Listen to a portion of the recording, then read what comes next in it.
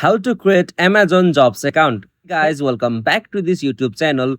Today I will show you that how can you create Amazon Jobs account. So let's get started. On this process, at first you'll have to open any browser on your device. Alright, so after you open the browser, in the search field you'll have to type for amazon.job, and after you made the search, you'll be able to find the official website of amazon.shop.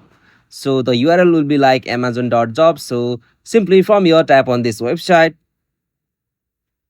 Alright, so now from here you'll have to just tap on the three dots just at the top left corner. So simply tap on it.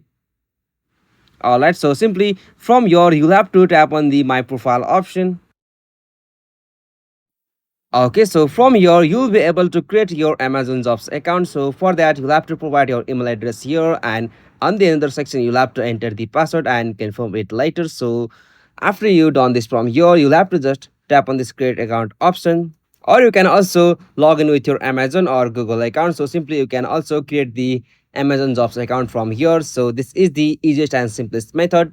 Hope you found this video helpful to you, and please don't forget to subscribe our YouTube channel for more quick and short tutorial like this. Thank you for watching this video.